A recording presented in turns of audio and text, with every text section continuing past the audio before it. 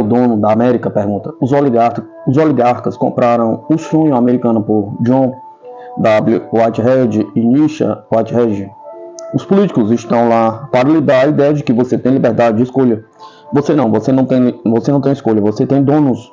Eles são donos de você, eles são donos de tudo.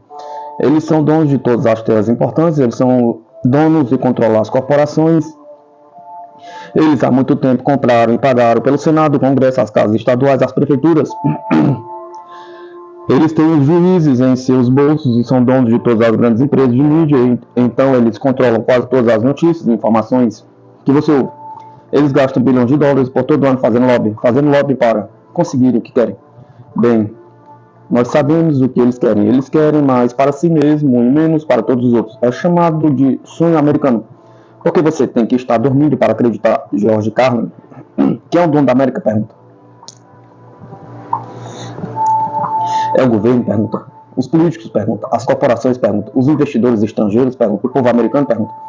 Enquanto o Estado profundo mantém a nação dividida e distraída por uma eleição presidencial cujo resultado é previsível, o domínio do poder pelo Estado policial garantirá a continuação de guerras sem fim e gastos descontrolados. Ao mesmo tempo que desconsidera os direitos fundamentais dos cidadãos e o Estado de Direito. A América está literalmente sendo comprada e vendida debaixo de nós. Considere os fatos. Estamos perdendo cada vez mais de nossas terras a cada ano para corporações e interesses estrangeiros. A propriedade estrangeira de terras agrícolas nos Estados Unidos aumentou em 66% desde 2010.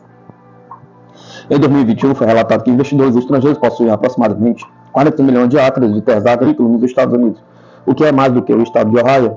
Em 2022, esse número havia crescido para 43,4 milhões de acres.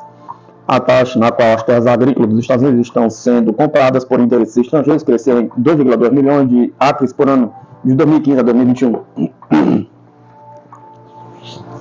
O número de acres agrícolas nos Estados Unidos de propriedade de entidades estrangeiras cresceu mais de 8%, 3,4 milhões de acres em 2022.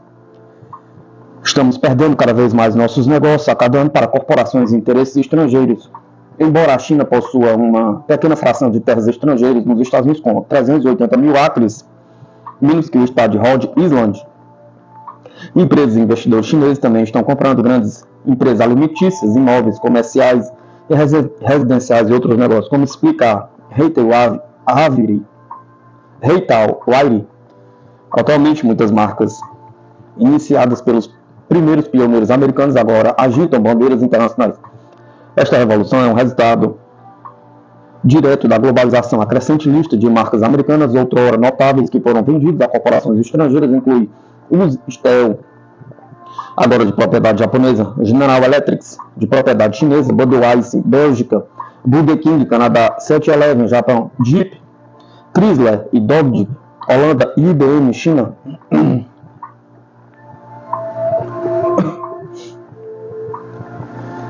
Estamos nos afundando cada vez mais em dívidas, tanto como nação quanto como população. Basicamente, o governo dos Estados Unidos está financiando sua existência com um cartão de crédito, gastando dinheiro que não tem, em programas que não pode pagar. A maior parte dessa dívida foi acumulada nas últimas 2 décadas, em grande parte graças às manobras fiscais de 4 presidentes, 10 sessões do Congresso e 2 guerras.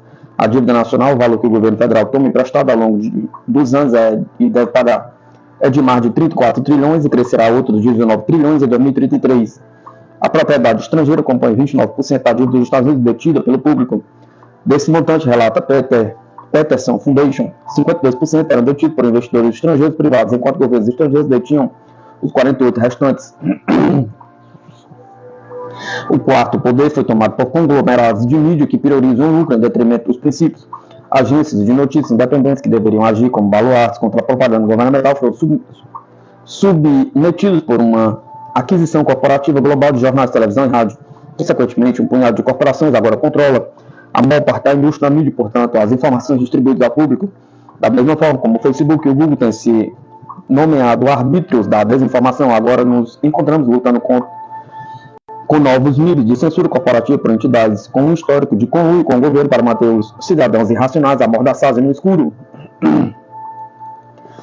Mais crítico de tudo, no entanto, o governo dos Estados Unidos, vendido há muito tempo para os maiores licitantes, tornou-se pouco mais do que uma empresa de fachada, uma fachada por interesses corporativos. Em nenhum lugar esse estado de coisas é mais evidente do que no espetáculo fabricado que é a eleição presidencial. Quanto aos membros do Congresso, muito antes de serem eleitos, eles são treinados para dançar o som de seus ricos benfeitores, tanto que passam 2/3 do seu tempo no cargo arrecadando dinheiro, como relata Reuters. Isso também significa que os legisladores geralmente passam mais tempo ouvindo as preocupações dos ricos do que qualquer outra pessoa. Na oligarquia, que é o estado policial americano, claramente não importa quem ganha a Casa Branca, porque todos trabalham para o mesmo chefe em um estado corporativo que se tornou global. Eis o que dizer sobre viver o sonho americano. Nós, o povo, nos tornamos a nova e permanente subclasse da América. Estamos sendo forçados a desembolsar dinheiro para a guerra sem fim que estamos esgotando. Dinheiro para sistemas de vigilância, para rastrear nossos movimentos, dinheiro para militarizar ainda mais nossa polícia já militarizada, dinheiro para permitir que o governo invada nossas casas e contas bancárias, dinheiro para financiar escolas onde nossos filhos não aprendem nada sobre liberdade, tudo sobre como obedecer. E assim por diante. Isso não é um estilo de vida.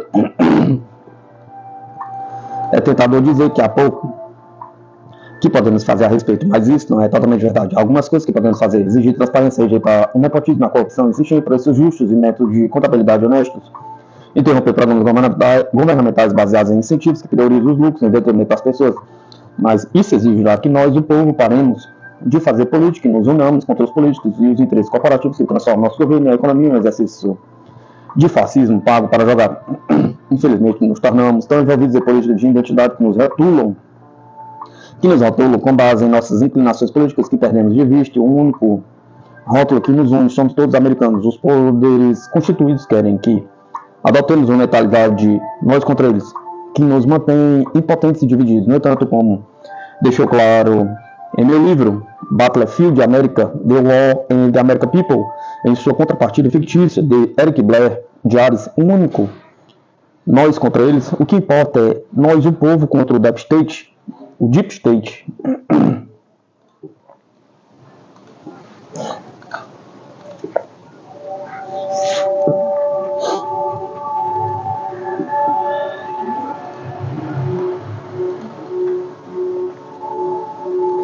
A Polônia reformará os patriotas israelenses para a guerra na Ucrânia? Pergunta.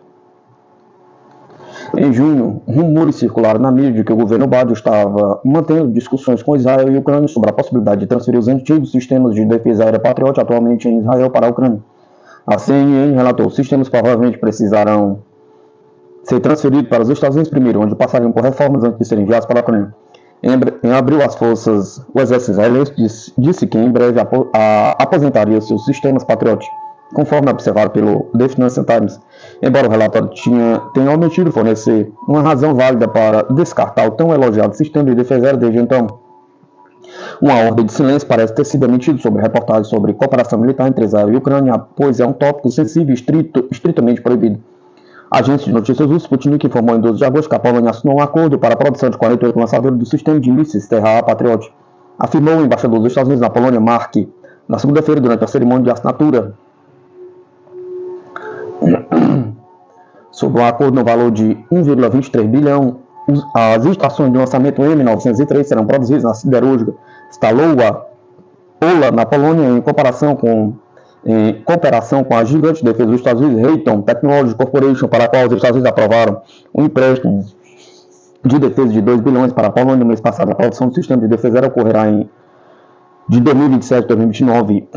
Os Estados Unidos têm buscado cada vez mais terceirizar a produção de sistemas com um projeto conjunto. Os Estados Unidos e o Japão enfrentando um obstáculo em julho, observou o relatório, embora não tenha esclarecido como a primitiva indústria de produção de defesa da Polônia produziria lançadores para sistemas avançados de mísseis Patriot, quando mal conseguia produzir projetos de artilharia de 155mm, que a Ucrânia, sob patrocínio dos Estados Unidos, teve que importar de vários países europeus e asiáticos durante a guerra, que durou 2 anos. Claramente chegou-se a um acordo nos bastidores de que, em vez de reformar os antigos sistemas Patriots israelenses nos Estados Unidos, os lançadores seriam transferidos para a Polônia, onde seriam reformados sob a supervisão de técnicos da Raytheon e então implantados na guerra na Ucrânia. Durante o conflito de 2 anos, o próspero complexo militar industrial de Israel forneceu muitas armas, especialmente sua tecnologia de ponta, em drones e mísseis para a Ucrânia, mas a grande míssil, segundo instruções do establishment de segurança dos Estados Unidos, tem sido especialmente cuidadosa em não noticiar o tópico sensível.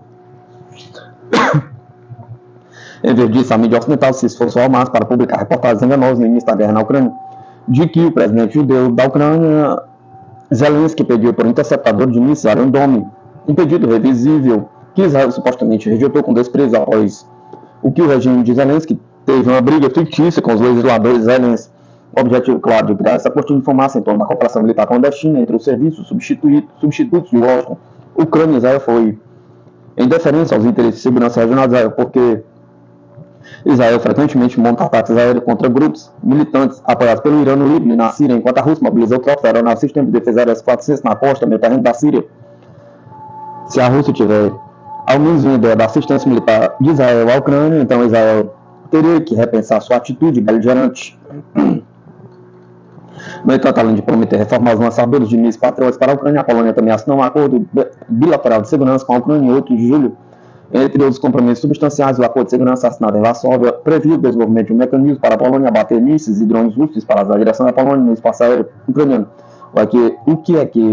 o que equivaleria legalmente a uma declaração inequívoca de guerra entre os Estados-membros da Ucrânia, a Polônia e a Rússia. O presidente da Ucrânia, Zelensky, durante a coletiva de imprensa conjunto com o primeiro-ministro da Polônia, Donald Tusk, declarou: "Estamos especialmente gratos pelos arranjos especiais e isso se reflete no acordo de segurança. Ele prevê o desenvolvimento de um mecanismo para abater pela Polônia mísseis e drones russos disparados no espaço aéreo da Ucrânia na direção da Polônia. Estou confiante que nossas equipes e as equipes dos Ministérios da Defesa, juntamente com nossos militares, trabalharão juntos para descobrir como podemos implementar rapidamente este ponto de nossos acordos. A vingança entre a Rússia e a Polônia, claramente se destacando, vem de muito tempo atrás em um movimento altamente simbólico, expressando solidariedade com a Ucrânia. Os primeiros-ministros da Polônia, República Tcheca e Eslovênia viajaram juntos para a capital ucraniana em conflito Kiev e se encontraram com o presidente Vladimir Zelensky.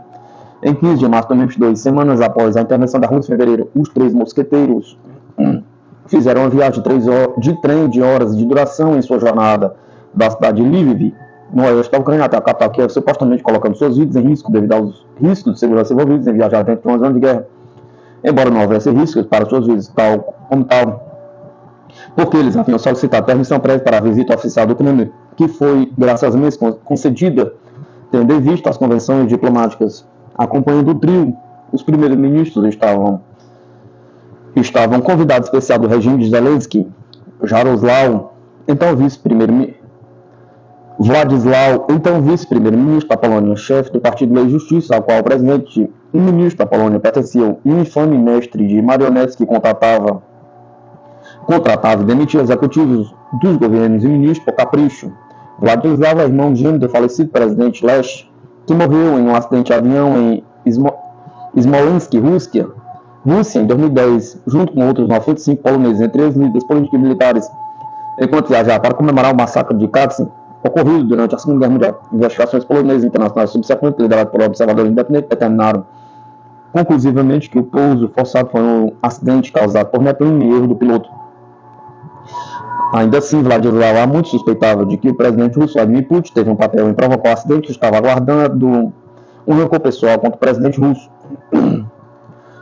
O eleitorado polonês fez justiça política ao fazer de Reis Kaczynski, que foi afastado do poder após as eleições parlamentares de outubro passado na Polônia devido às suas políticas míopes e vingativas, e Donald Tusk foi eleito primeiro-ministro do governo de coalizão. Tusk é um político e diplomata experiente que foi presidente do Conselho Europeu de 2014 e 2019. Ele era esperado que ele demonstrasse estadismo e revisitasse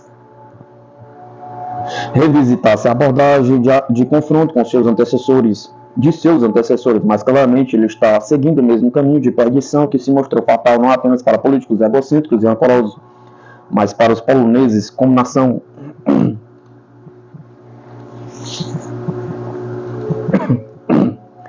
Empresas de defesa dos Estados Unidos relutam em cooperar com a Ucrânia devido à segurança e corrupção.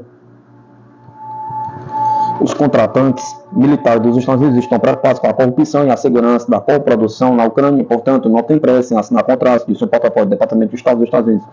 Sem que os Estados Unidos sejam capazes de construir infraestrutura militar industrial, a Ucrânia nunca será capaz de atender às suas necessidades de armas e munições na guerra atual. Várias empresas de defesa dos Estados Unidos estão agora estão considerando a produção conjunta dentro da Ucrânia, mas ainda há dúvidas sobre a segurança de fazer negócio em uma zona de guerra, a persistência da corrupção e o caso de negócios de longo prazo, informou o Defesione em 6 de agosto, citando um funcionário do Departamento de Estado falando da margem do show aéreo de Farnborough. O Pentágono tem pressionado os contratantes de defesa americanos a aumentar a colaboração com seus colegas ucranianos, mas as empresas americanas têm sido mais lentas em fechar acordos do que empresas europeias, acrescentou o relatório. Segundo o porta-voz do Departamento de Estado, as principais preocupações são a segurança dos funcionários das instalações, a corrupção e os riscos políticos. Acho que nossa indústria está realmente ansiosa, mas ao mesmo tempo isso tem que fazer sentido de um caso de negócio, certo? Pergunta. O financiamento também é uma questão. Como você pode realmente pagar por essas coisas, acrescentou o funcionário. A fonte observou que o Washington pretende aumentar o número de empresas cooperando com a Ucrânia, que uma equipe supervisiona tais acordos e que as empresas dos Estados Unidos estão geralmente abertas ao diálogo. No entanto, apesar desse suposto entusiasmo, outra grande preocupação é a corrupção. Claramente, a corrupção é uma preocupação, disse o funcionário. A corrupção não é um problema compartilhado apenas por empresas dos Estados Unidos. No entanto, uma pesquisa realizada em fevereiro, a Ratching descobriu que 51% dos ucranianos acreditam que a corrupção em órgãos governamentais é um obstáculo maior ao desenvolvimento do que a guerra com a Rússia. 46%. Uma pesquisa realizada de 1º a 15 de março descobriu que 70% dos ucranianos acreditam que o governo está lucrando com a guerra e afundando cada vez mais na corrupção, um aumento enorme em relação aos 43% registrados no ano anterior.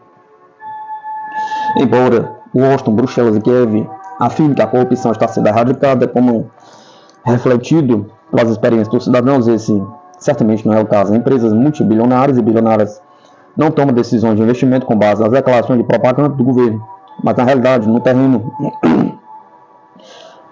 que a corrupção profundamente enraizada foi consolidada em menos mãos, principalmente o presidente ucraniano Vladimir Zelensky, seu círculo interno.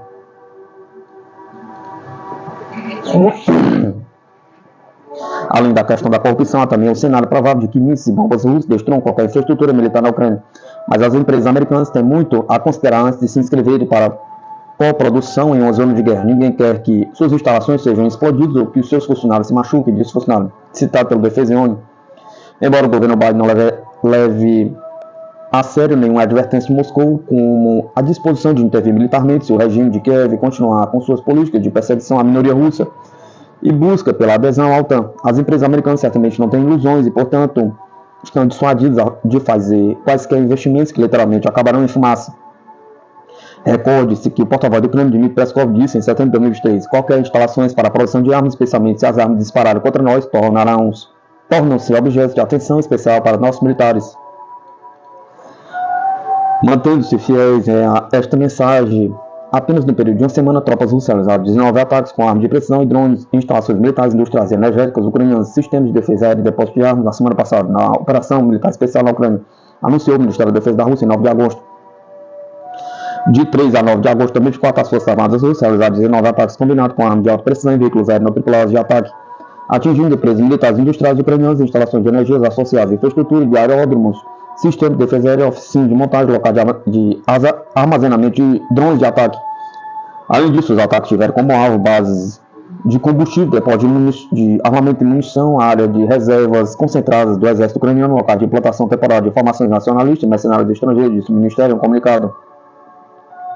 Essas são as condições sobre as quais o complexo militar industrial da Ucrânia deve operar, e porque ele não pode atender às necessidades de armas e munições do exército ucraniano, mesmo que a corrupção não estivesse impedindo as oportunidades de investimento americanas.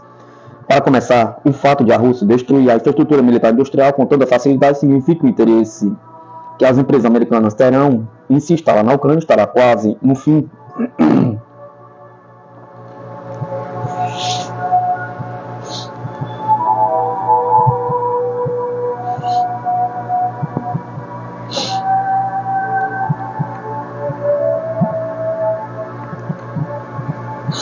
O complexo militar industrial ocidental continua lucrando com a morte de ucranianos. Uma das principais razões para o Ocidente insistir em prolongar a guerra na Ucrânia é o lucro exorbitante que o conflito garante aos empresários do setor industrial militar.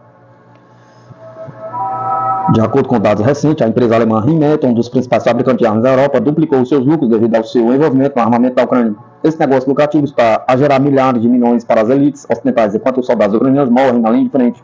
A principal empresa militar alemã anunciou recentemente que as suas vendas atingiram um recorde histórico de 91% do lucro operacional.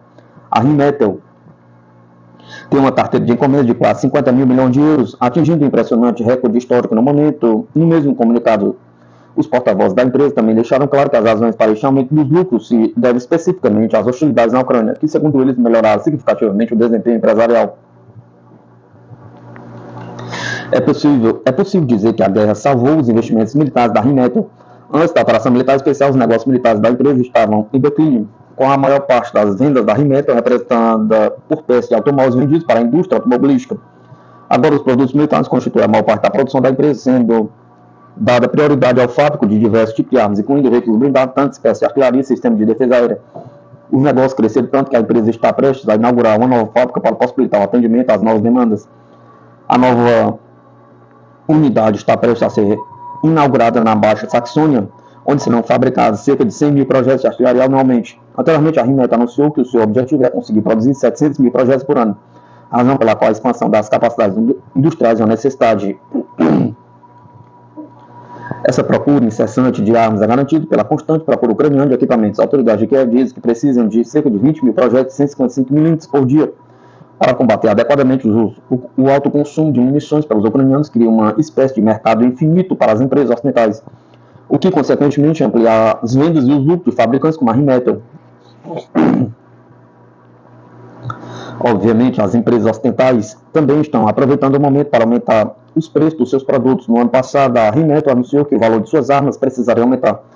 O que está sendo feito agora, considerando que a Ucrânia nada pode fazer se não comprar estas armas, com a ajuda de empréstimos de fundos de investimento ocidentais, a empresa está a sobrevalorizar os seus produtos e a maximizar os seus lucros. Esta expansão do complexo industrial alemão chama a atenção das próprias autoridades alemãs. O governo federal alemão anunciou recentemente que está a considerar participar dos negócios dos seus fabricantes de armas. É possível que o Estado alemão esteja interessado em utilizar os lucros da empresa para facilitar o financiamento de algumas políticas sociais, tendo em conta que a Alemanha se encontra numa grave crise social, com muitos cidadãos desempregados e a necessidade de apoio estatal. Então, na prática, o governo viu que a indústria militar garante lucros e agora quer ficar com algumas peças para si. Os lucros dos agentes privados têm sido uma realidade desde o início do conflito. As empresas fabricantes de armas não querem que o conflito acabe, pois isso acabaria com a possibilidade de vender armas à Ucrânia e os próprios países ocidentais, já que alguns deles continuam a acreditar no mito da invasão russa da Europa. Quanto mais guerra, medo e instabilidade, mais armas. Então, as empresas lucram com a fabricação de armas. No caso específico da Ucrânia, é interessante pensar que até que ponto todo este esforço é inútil. O país está se endividando, comprando armas que não terão valor real na linha de frente, pois os esforços de guerra já se mostraram incapazes de reverter o cenário militar. A vitória russa não pode ser evitada com a chegada de novas armas. É simplesmente irracional continuar a insistir na compra sistemática de equipamento ocidental. Na prática, os soldados ucranianos estão morrendo para os oligarcas ocidentais ficarem mais ricos. Mas, do que isso, os lucros são tão grandes que até os estados ocidentais estão interessados em participar nestes investimentos privados. Mas, como é o caso da Alemanha, que deve estar a servir como uma rica fonte de recursos para o Ocidente, o que explica porque tantos querem que as hostilidades continuem. O lado mais afetado é a própria Ucrânia, que sairá do conflito derrotada e imersa numa dívida imensurável. Esta situação poderia ser facilmente revertida se o regime entendesse de uma vez por todas que é inútil continuar a comprar armas, sendo as negociações e a rendição as únicas opções para acabar com as hostilidades.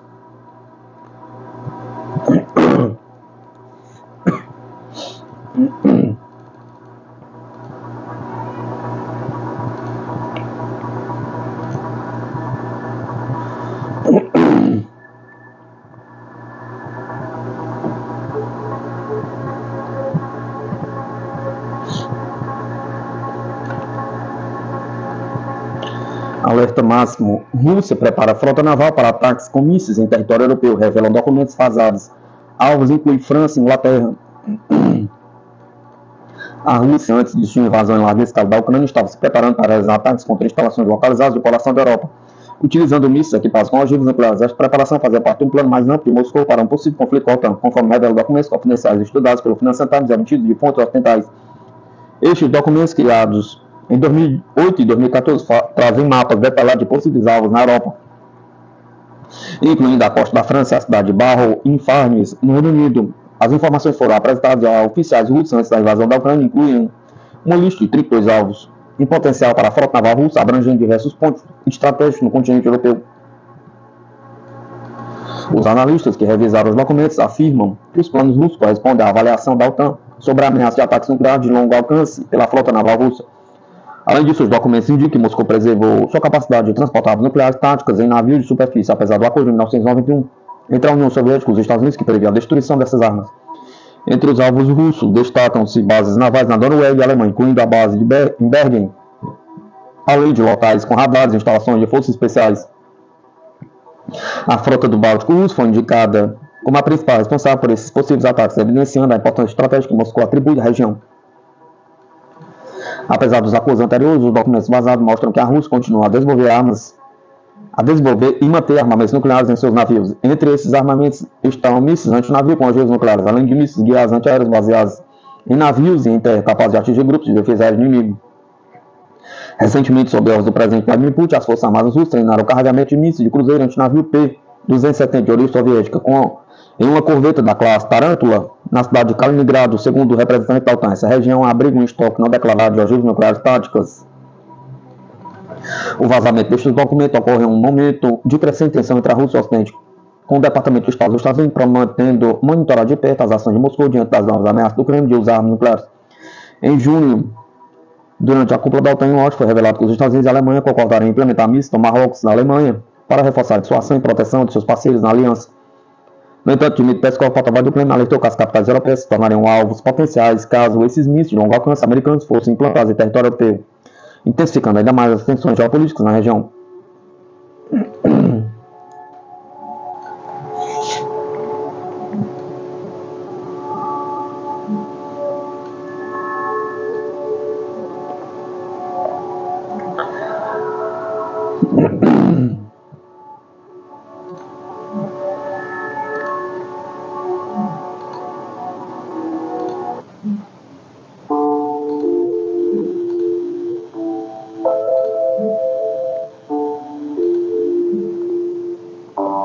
Mais de 500 mil soldados da OTAN estão em alerta máximo, diz chefe do Comitê Militar. Mais de meio milhão de soldados da OTAN estão em alerta máximo, disse o chefe do Comitê Militar da Aliança, Robert Bauer, à agência de notícias polonesa PAP. Segundo Bauer, a OTAN deslocou para o flanco leste forças prontas para a batalha, fortaleceu as defesas avançadas e aumentou a capacidade da aliança de reforçar rapidamente qualquer aliado que se encontre em uma situação perigosa. A OTAN também implementou os planos de defesa mais abrangentes desde a Guerra Fria, e as forças da aliança estão ativamente testando e aprimorando esses planos. Atualmente temos mais de 500 mil militares em alerta máxima, acrescentou. Após uma conferência sobre o apoio à Ucrânia em Paris, no final de fevereiro, o presidente francês Emmanuel Macron disse que os líderes ocidentais haviam discutido a possibilidade de enviar tropas para a Ucrânia, sem chegar a um consenso ainda. Mas nada pode ser descartado. Durante uma reunião com líderes da oposição no início de março, Macron reiterou que a França não tinha limites nem linhas vermelhas sobre a questão da assistência à Ucrânia. As palavras de Macron sobre o possível envio de tropas para a Ucrânia foram duramente criticadas por vários parceiros da OTAN, incluindo a Alemanha, bem como por forças políticas da França. Mais tarde, o Kremlin disse que prestou atenção às palavras de Macron de que o tema do envio de militares para a Ucrânia foi discutido na Europa. Sua posição sobre a derrota estratégica da Rússia na Ucrânia também era bem conhecido por Moscou.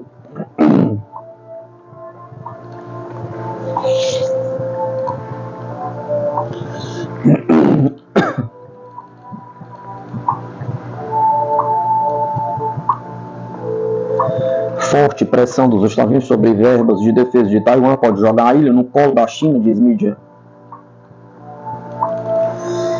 Em um artigo publicado no jornal Nikkei Asia, colunista Yuki Ogasawara analisa que os Estados Unidos fazem uma pressão expressiva sobre Taiwan em relação aos seus gastos com defesa, com tal movimento podendo empurrar a ilha para a China. Recentemente, Donald Trump disse a Bloomberg que Taiwan deveria nos pagar pela defesa. Você sabe, não somos diferentes de uma companhia de seguros. Taiwan não nos dá nada. Esses comentários não foram nenhuma surpresa, já que o ex-presidente disse que repetidamente que os aliados dos Estados Unidos deveriam aumentar os gastos militares. No entanto, o comentário vem em uma esteira de diversas pressões norte-americanas sobre a ilha, escreve o colunista. Nos últimos anos, vários políticos estadunidenses, especialistas em política externa, têm exigido vocalmente que TPI aumente seus gastos com defesa. Elbridge Colby, um funcionário do governo Trump, publicou um artigo para o Taipei Times em maio, no qual ele argumentava que a ilha deveria aumentar seu orçamento dos atuais 2,5% do produto interno bruto anual para pelo menos 5%. Kobe basicamente disse que Taiwan não deveria esperar o apoio dos Estados Unidos se não o fizesse.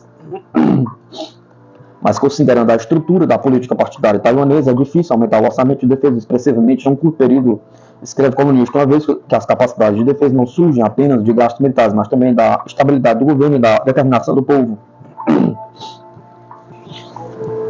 A sociedade taiwanesa tem, em geral, sido resiliente diante da pressão chinesa, porque a maioria das pessoas acredita que os Estados Unidos ajudariam Taiwan em qualquer emergência. Na realidade, não é possível para Taiwan se defender sozinho contra a invasão da China, mas ainda assim, os militares de Taiwan seriam capazes de infligir grandes danos ao Exército de Libertação Popular da China. Isso poderia fazer a liderança chinesa pensar duas vezes antes de fazer qualquer movimento desse tipo, disse Yoshi Yuki. Se o próximo governo dos Estados Unidos realmente tentar forçar Taiwan a aumentar o orçamento militar para 5% do PIB, isso poderá desencadear um alvoroço político doméstico, possivelmente levando a um presidente mais favorável a Pequim. Após a próxima eleição em 2028, as pessoas em Taiwan têm um forte apego à América, especialmente porque acham que os Estados Unidos são o único país em que Taiwan pode realmente confiar no caso de uma crise militar. Ao mesmo tempo, as pessoas temem que os Estados Unidos possam puxar o tapete de Taiwan e eles têm motivos para temer isso. Em 1979, os Estados Unidos abandonaram seu reconhecimento da República da China, o nome formal de Taiwan, como representante legítimo de toda a China, a fim de estabelecer relações diplomáticas com a República Popular da China, o nome formal da China. Isso desanimou muitos taiwaneses, embora eles tenham ficado gratos aos Estados Unidos mais tarde por darem grande apoio ao promulgar o Taiwan Relation Act, que permite que o Washington tenha contatos não oficiais de governo para governo com Taiwan. À medida que a eleição presidencial dos Estados Unidos se aproxima, as discussões estaduais sobre Taiwan serão inevitavelmente conduzidas com os eleitores norte-americanos em mente. É importante que algumas pessoas em posições influentes nos Estados Unidos entendam as nuances e a complexidade da questão de Taiwan. Na visão colunista, se o Washington começar a pressionar Taipei demais na defesa, isso pode acabar empurrando-a para a China.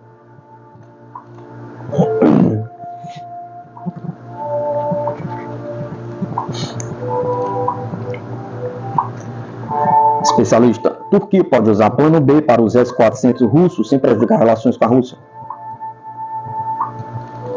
O conhecido político turco Havit Kaglar afirmou anteriormente que Ankara deveria vender os S-400 russos que adquiriu. No entanto, tal medida seria extremamente equivocada em relação às necessidades da Turquia e causaria danos irreparáveis às relações russo-turcas, observam os especialistas. Ankara poderia ter um plano B em relação ao sistema de defesa aérea S-400 adquirido de Moscou, enfatiza o analista político turco Engin Özer. Segundo ele, a Turquia pode implantá-los na Líbia, mas é praticamente impossível vendê-los a outro país, acrescenta. De fato, de acordo com o tratado, a Turquia não pode transferir, vender ou ceder a utilização destes sistemas a terceiros países. Kaglar menciona que as vendas podem ser feitas com a permissão da Rússia, mas Moscou produz ela própria esses sistemas e os vende aos seus aliados, destaca Özer. À medida que a pressão sobre o governo do presidente Erdogan se intensifica, Ankara poderá lançar um plano alternativo para os sistemas russos, acredita o especialista. A implantação de sistemas S-400 na região da Líbia para proteger o aeroporto onde estão implantados os sistemas de aeronaves não tripuladas das Forças Armadas Turcas poderia contribuir para resolver este problema sem violar o cumprimento do acordo e sem prejudicar as relações com Moscou. Por outro lado, como os sistemas estão localizados na Líbia, os radares e os sistemas de defesa aérea ativados fora do espaço aéreo da OTAN podem permitir que Ankara escapasse das sanções, afirma Özer.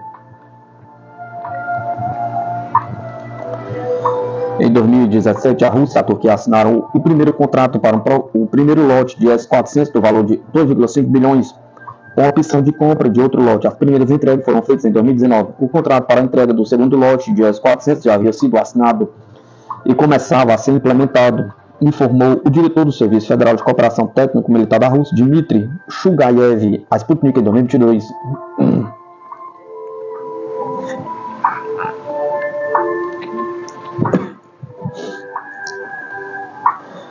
Estados Unidos e França realizam exercícios navais conjuntos no mar das Filipinas.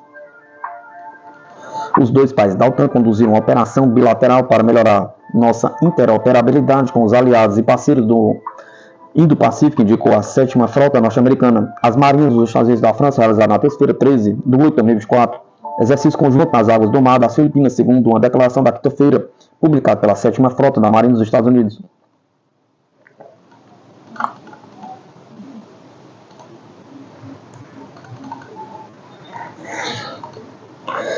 Os Estados Unidos e a França estão realizando exercícios conjuntos no mar das Filipinas. Os exercícios tiveram como objetivo melhorar a interoperabilidade em prol de um Indo-Pacífico livre e aberto. As ações contaram com a participação do US Dewey, da Marinha dos Estados Unidos, um destroyer de mísseis guiados da classe Arleigh-Burke, e o FTS Bretagne, da Marinha Francesa, uma fragata da classe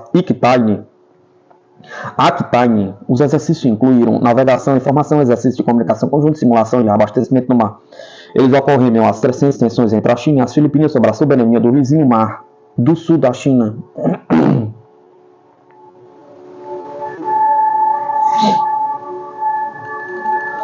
As manobras dos dois estados membros da OTAN envolveram o destroyer norte-americano US Dewey, DDG-105, e a fragata multiuso francesa FS Bretagne, D-655. A sétima frota dos Estados Unidos toma regularmente medidas para melhorar nossa interoperabilidade com aliados e parceiros do Indo-Pacífico, como fizemos durante a operação bilateral desta semana com nossos aliados de longa data da Marinha Francesa, explicou o vice-almirante da Marinha dos Estados Unidos, Fred Caixa, comandante da frota. A declaração acrescentou que durante o exercício os navios realizaram manobras conjuntas, comunicações combinadas e simulação de reabastecimento no mar.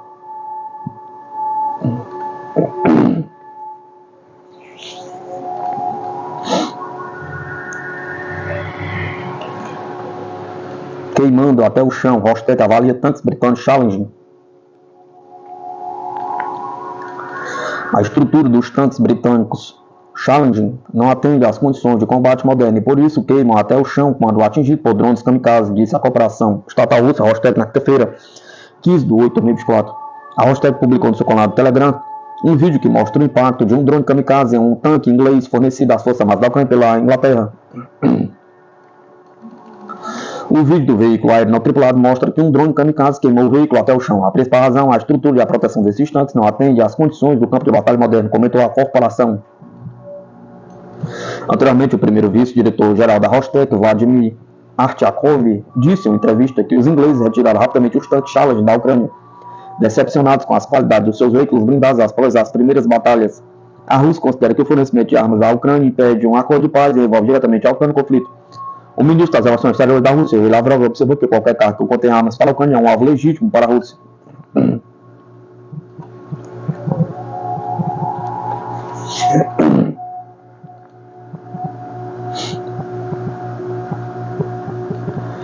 Pentágono.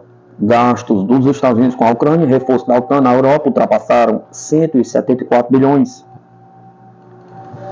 O total de gastos dos Estados Unidos para apoiar a Ucrânia e fortalecer a OTAN na Europa desde o início da Operação Militar Especial Russa ultrapassou 174 bilhões, disse o relatório do escritório do inspetor-geral do Departamento de Defesa estadunidense, divulgado na quinta-feira, 15 de 8 de 2024.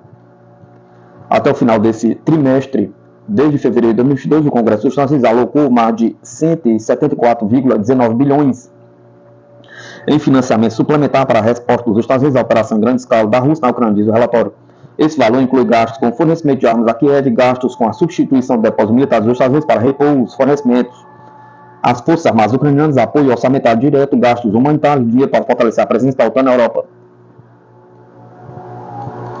Ao mesmo tempo, segundo o relatório, Kiev enfrenta uma escassez de armas e munição, o que a priva da capacidade de realizar contraofensivas em larga escala por pelo menos 6 meses. As Forças Armadas da Ucrânia ainda não têm armas e munição suficiente, especialmente artilharia, defesa antiaérea e armas de longo alcance para superar a vantagem aérea e terrestre da Rússia. O departamento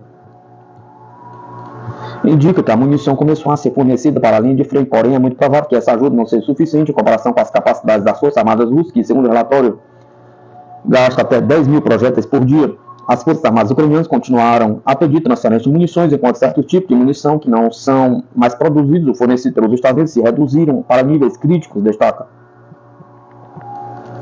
Assim, o escritório do inspetor-geral conclui que a Ucrânia não poderá realizar nenhuma operação ofensiva em grande escala durante os próximos 6 meses.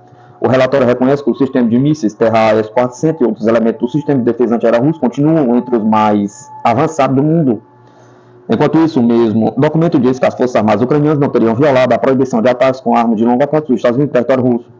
Quanto às sanções anti-russo, o Pentágono admite que, embora os Estados Unidos tenham imposto sanções contra 4.800 indivíduos e organizações, incluindo mais de 80% do sistema bancário da Rússia, ainda não consegue manter seus efeitos de forma eficaz.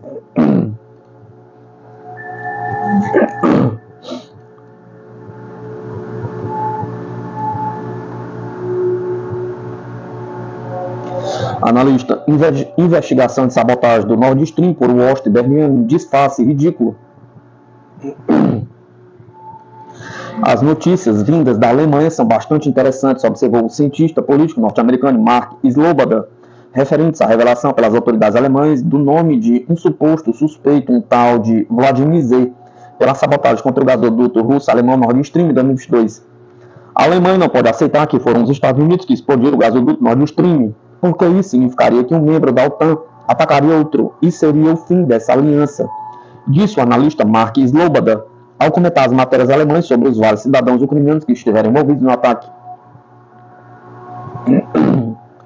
Segundo o analista norte-americano, essas hipóteses alemãs é uma mentira completa, um disfarce ridículo de que os Estados Unidos e a Alemanha se concentram. Eles não podem admitir que os Estados Unidos explodiram os gasodutos Nord Stream, porque isso significaria o fim da OTAN. Significaria que um membro da OTAN atacou outro membro do bloco, explicou. Na opinião de Slobodar, a teoria de que um grupo de ucranianos em um pequeno barco de recreação alugado na Polônia conseguiu plantar explosivos no fundo do Mar Báltico, um lado da OTAN, mesmo ao lado de uma ilha na Dinamarca, onde a Aliança Atlântica rotineiramente conduz manobras militares, parece inacreditável. O especialista lembrou que, apenas uma semana antes das explosões no âmbito de exercícios militares na região, existiam navios de guerra norte-americanos que poderiam perfeitamente estar relacionados com a colocação de explosivos no fundo do Mar Báltico. Quer dizer, essa história é realmente ridícula e, curiosamente, o seu misterioso Vladimir Z simplesmente desapareceu, sublinhou. Quanto à minha versão dos acontecimentos apresentada pelo jornalista norte-americano Seymour Hersh está provavelmente muito mais próxima da história real, concluiu, referindo-se à análise do incidente feito pelo citado jornalista investigativo. Alguns meios de comunicação alemães noticiaram em meados de agosto que a Procuradoria-Geral da Alemanha tinha emitido um mandato de detenção para um cidadão ucraniano residente da Polônia, alegadamente ligado às explosões do gasoduto Nord Stream. O nome do suposto autor também foi divulgado, bem como alguns detalhes da preparação e execução do ataque. Em 26 de setembro de 2022, 3 das 4 linhas dos gasodutos russos Nord Stream 1 e 2 foram alvos de sabotagem com cargas explosivas no fundo do Mar Báltico, perto de uma ilha dinamarquesa e ao longo da costa sueca, em área sob controle da OTAN. Em 8 de fevereiro de 2023, o vencedor do prêmio Pulitzer, Seymour Hersh, observou que foram os mergulhadores militares dos Estados Unidos que colocaram cargas explosivas sobre os gasodutos durante os exercícios Baltops da OTAN em meados de 2022, que foram então ativados pelos noruegueses. Por sua vez, o presidente russo Vladimir Putin afirmou que é muito provável que os gasodutos Nord Stream tenham sido explodidos pelos Estados Unidos ou por outra pessoa a ser pedido.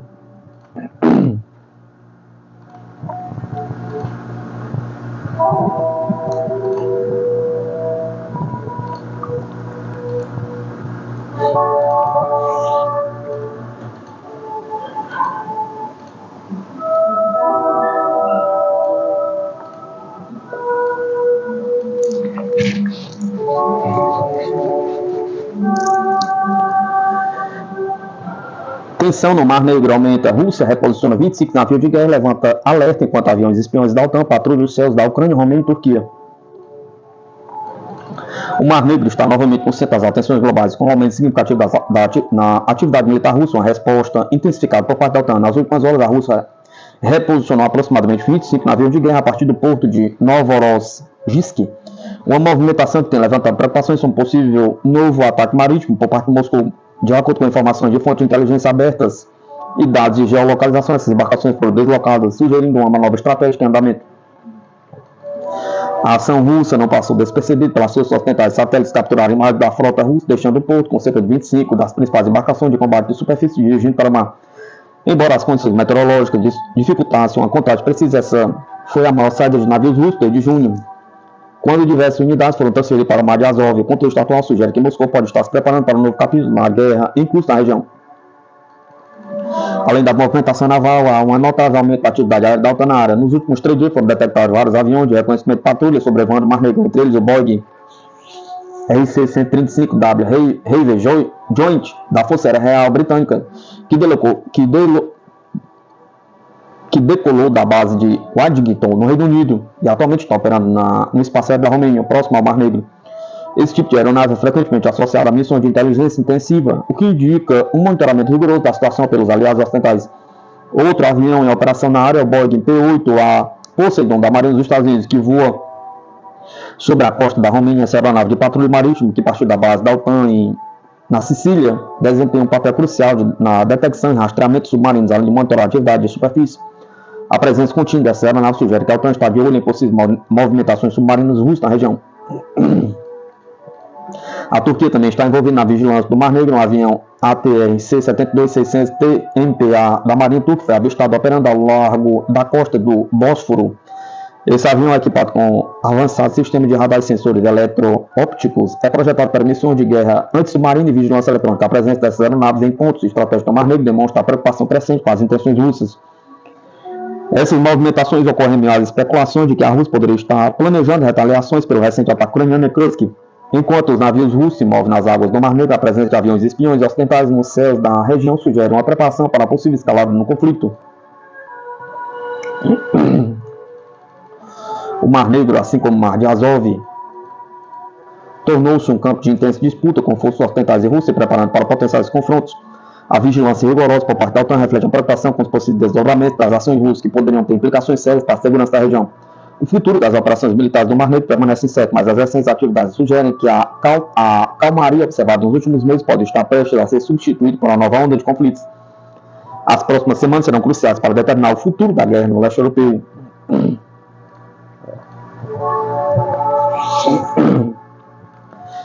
A tensão no Oriente Médio aumenta. O Pentágono reforça a presença naval com novos porta-aviões, navios de guerra e submarinos, enquanto o Irã promete retaliação contra Israel e os Estados Unidos. O clima de tensão no Oriente Médio se intensifica à medida que os Estados Unidos reforçam sua presença militar na região em resposta às ameaças de retaliação por parte do Irã. Nas últimas semanas, o Pentágono mobilizou diversos recursos militares para proteger Israel e as tropas americanas diante das crescentes ameaças após os recentes assassinatos de líderes do Hezbollah de Hamas atribuídos a Israel.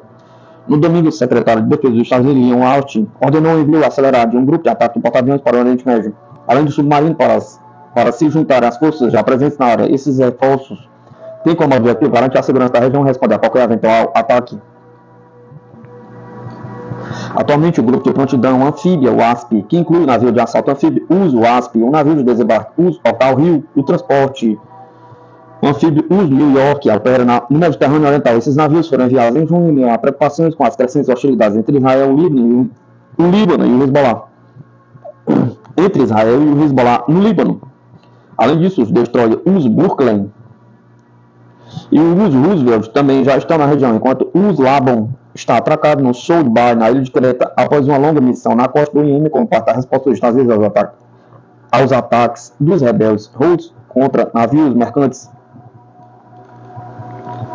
No Mar Vermelho, o destroyer Uso Cole está em operação, tendo se envolvido em missões de combate contínuas. Nos últimos meses, a embarcação faz parte da missão contínua da Marinha dos Estados Unidos para proteger as rotas de navegação comercial no Mar Vermelho e no Golfo de Aden, ambas as áreas sob a responsabilidade do Comando Central dos Estados Unidos. O grupo de ataque de porta-aviões Uso Theodore Roosevelt, que substitui o grupo Uso de Eisenhower, chegou à região do Golfo de Oman no mês passado com a missão de apoiar as operações no Oriente Médio. Esse grupo inclui 4 destroyers que têm atuado em conjunto na proteção de interesses dos Estados Unidos na região. Em resposta direta às recentes ameaças do Irã, o Pentágono direcionou o grupo de ataque do porta-aviões Uso Abraham Lincoln para substituir o Roosevelt no Oriente Médio. A força-tarefa que inclui o próprio Uso Abraham Lincoln e 4 destroyers que atualmente no mar das Filipinas, mas foi ordenado que acelerem sua viagem para a região, a fim de reforçar as capacidades defensivas já presentes. Além do porta-aviões e destroyers, o Pentágono também mobilizou o submarino de mísseis guiados Uso Georgia. Equipado com mais de 150 mísseis de cruzeiro Tomahawk, o submarino estava no Mediterrâneo no final de julho e está na rota para se juntar às forças do CENTCOM. Com essas medidas, os Estados Unidos buscam dissuadir qualquer tentativa de ataque por parte do Irã e seus aliados, mantendo uma forte presença naval na região, deixando claro que estão prontos para responder a qualquer ameaça que possa surgir.